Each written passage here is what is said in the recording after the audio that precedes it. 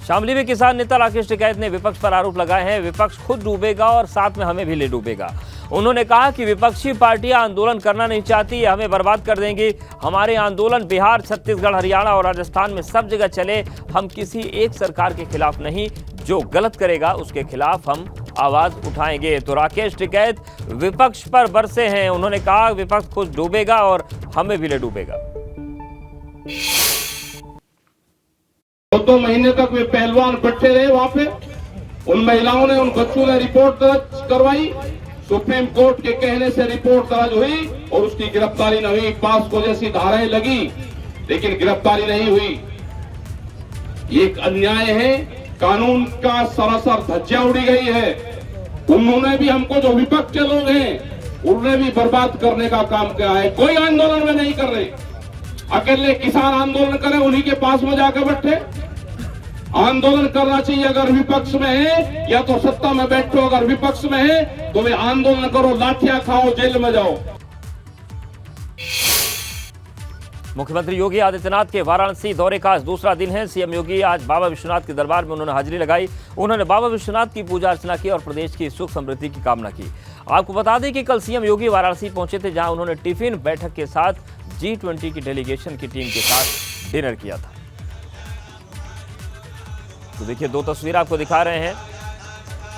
पहली तस्वीर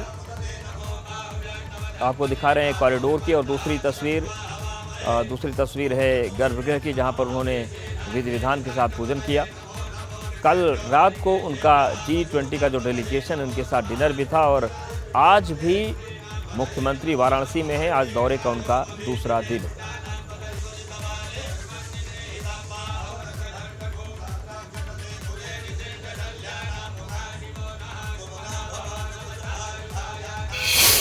बड़ी खबर लखनऊ से है। 2024 के लिए प्रत्याशियों की तलाश में बसपा है। मायावती ने प्रत्याशियों के पैनल बनाने के निर्देश दिए हैं। सभी मंडलों में मजबूत प्रत्याशियों का पैनल बनाने के निर्देश मायावती ने दिए हैं। हर मंडल से 4 से 5 काबिल प्रत्याशियों का पैनल बनेगा। जिला और मंडल कमेटी प्रत्याशियों का पैनल बनाएगी और प्रत्याशियों के नाम पर अंतिम निर्णय होगा बसपा सुप्रीमो मायावती का। तो लोकसभा चुनाव की तैयारियों में बसपा भी जोर शोर से डटी हुई है और 2024 चुनाव के लिए प्रत्याशियों की तलाश के लिए मायावती ने प्रत्याशियों के पैनल बनाने के निर्देश दिए हैं। सभी मंडलों में मजबूत प्रत्याशियों का पैनल बनाने का निर्देश है। विवेक हमारे साथ जुड़ गए। विवेक, लगातार बीएसपी कोशिश कर रही है कि जमीन मजबूत की जाए।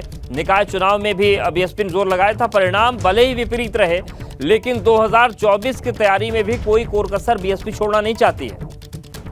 बिल्कुल अवधेश, आपने पहले देखा होगा कि जो पिछला चुनाव था समाजवादी पार्टी के साथ गठबंधन में मायावती ने लड़ा था, लेकिन इस बार उन्होंने अकेले चुनाव लड़ने का ऐलान किया है। लोकसभा चुनाव बसपा अकेले लड़ेगी, तैयारियां भी तेज कर दी हैं। इसके तहत अगस्त तक लोकसभा से लेकर बूथ स्तर तक कमेटियों का नए सिरे से गठन कर दिया जाएगा और उसके बाद कैडर कैंप लगाने की तैयारी है।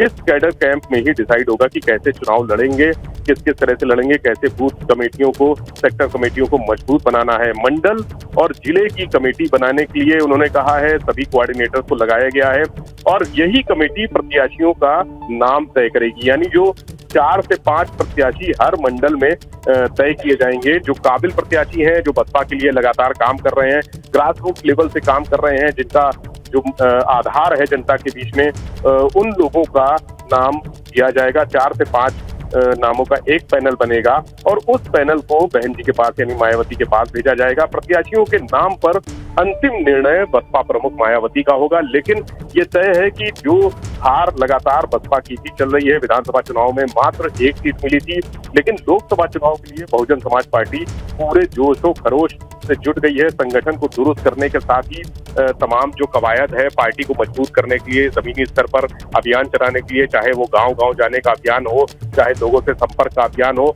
बसपा के जो कैडर के लोग हैं और इसके अलावा कोऑर्डिनेटर्स हैं, मायावती ने सबको निर्देशित कर दिया है कि वो अपने क्षेत्र में जाकर लोगों को जोड़े और खासतौर पर युवाओं को जोड़ने पर फोकस है।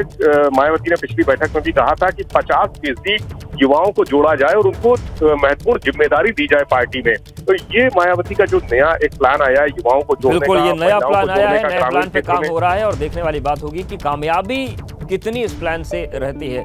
धन्यवाद विवेक आपका जानकारी के लिए, अपडेट्स के लिए।